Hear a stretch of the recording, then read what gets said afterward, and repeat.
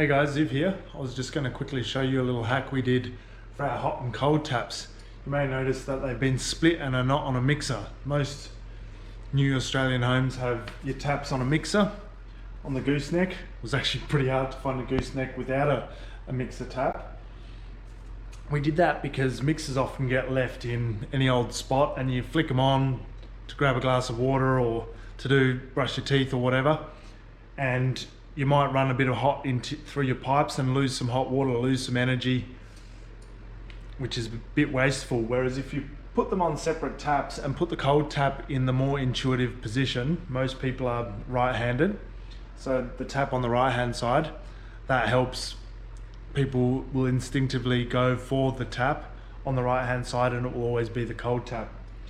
In the kitchen here, this is another little hack. We got taps with little handles. You'll see when I show you in a second the other configuration that there's no handles on here, but when you got dirty hands or whatever, you just want to often flick the tap on. Sorry, I should do the cold water tap. Flick the tap on, flick it off, wash your hands, and that way you're not dirtying the tap. So those little handles, especially in the kitchen, are really handy. I'll show you what I mean by the intuitive position when you've got them in a more vertical orientation. Quick sneak peek of the master bedroom. But in here, we've got two taps and it's pretty hard to read hot and cold. So yeah, intuitively kids will always go for the lower one when they can't reach. That switches on the cold.